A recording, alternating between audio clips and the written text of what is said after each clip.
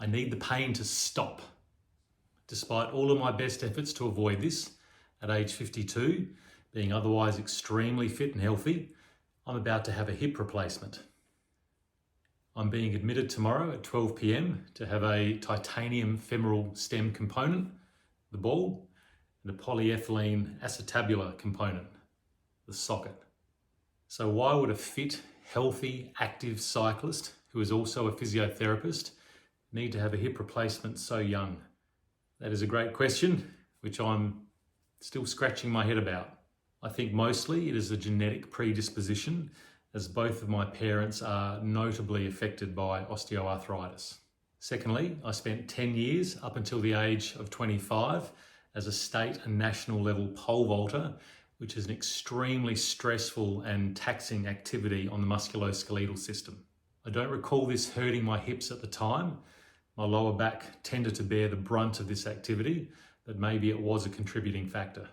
I remember during my time as a track and field athlete that my hips always felt tight and stiff, and I spent a lot of time trying to stretch them, but it really didn't help all that much. In later years, I actually found that stretching seriously aggravated my hip joint pain, so I just stopped doing it. Is it due to cycling? Many of my patients are quick to ask or suggest that my relatively high level of cycling is the cause. I think this is highly unlikely for several reasons. Firstly, my hip arthritis was well established before I took up serious cycling in my mid-40s. Secondly, I've chosen and set up my bikes to have a fairly high riding position, and until very recently, I've been fairly comfortable when out cycling. Thirdly, cycling is non-impactful for the joints, great for muscular strength of the lower body, and predominantly avoids end-of-range hip motion. But I'll come back to this point in a moment. What did I do to look after my hips and delay the need for surgery? Along with my bike riding, I really worked on maintaining and improving my lower body strength. The research on osteoarthritis suggests that improving strength and exercising the muscles around the affected joint is the best way to manage the condition. I have a mini home gym right here in this room, and I just move the equipment out when I want to film one of these videos. Mostly I've focused on compound functional resistance exercises such as deadlifts, squats, lunges, and hip thrusts. Other things that I did that helped were I recarpeted my physio clinic using a very thick underlay so that I had soft cushioning underfoot when I was working. And I bought cushioning insoles for my work shoes. When did I know that the time had come to take action? Up until June this year, 2024, I was managing the movement restriction and the pain of the arthritis fairly well. Getting my socks and shoes on had become a real strain, particularly on those early morning starts where I'm rushing out the door for a bike ride.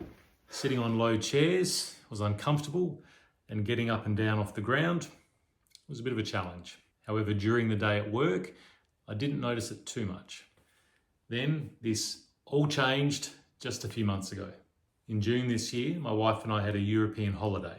We started with a couple of days sightseeing in Rome, then a day in Florence, this whole time exploring the cities by foot, covering plenty of miles. From there, we took part in a Tuscany gravel bike tour run by Trek Travel. We had 5 days on checkpoint gravel bikes, exploring the region around Siena, San Quirico, Gaioli, Pienza, Montalcino, and the Val d'Orcia. It was an absolutely glorious week on the bike, exploring some of the most beautiful countryside in the world. If you'd like to see the video I made of this amazing adventure, you can check that out here. But after 3 days of walking around Italian cobbled streets and 5 days of navigating corrugated, bumpy gravel roads, my hips, particularly my left hip, were absolutely destroyed. I remember on the 4th night of the gravel tour, after several hours of riding, I could not weight bear on my left leg anymore. I needed help to walk from our room to the dining room of the resort. Everything changed from that point on. Things that used to hurt a little now hurt a lot. And things that didn't hurt before, they were now a problem. When standing for any length of time to treat patients, prepare food or wash dishes, I had stinging pain in my hip, down my thigh, into my knee.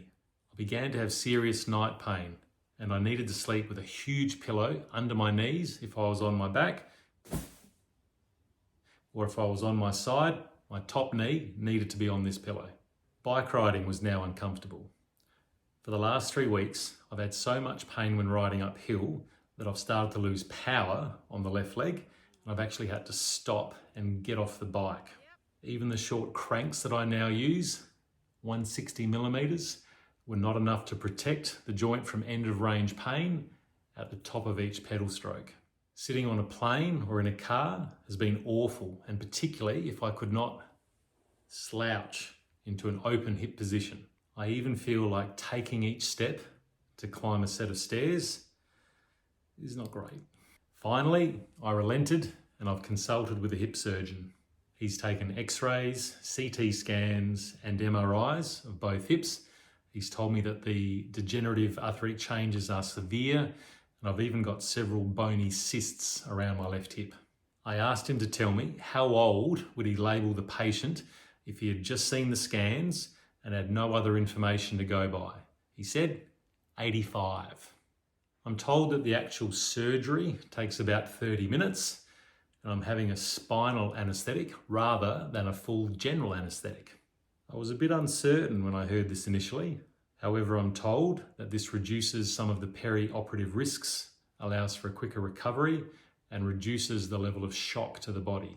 Apparently, spinal anaesthetic is the common way to do this type of surgery now. I'll be in hospital for 4 days and should be up walking around within 24 hours.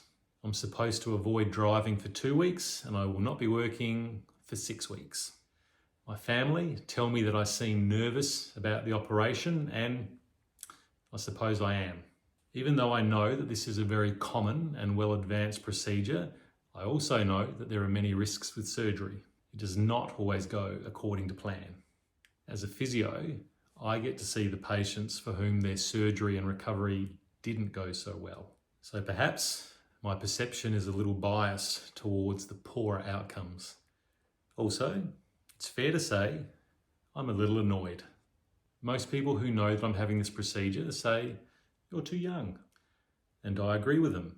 However, I can honestly say that continuing to deal with these symptoms is just not sustainable for me, and I need to do something about it. When I'm discussing with my patients about their arthritis and whether they should be considering replacement surgery, I always say to them, when it's affecting your quality of life, that's when you need to act. And that's where I am now. I'm sure everything will work out just fine, and I'm looking forward to making some videos incorporating my rehabilitation. Everyone asks me how long until I'm back on the bike. I actually don't know. Obviously, I'll be on the indoor trainer before I head back out on the road, but I'll let you know as soon as I find out.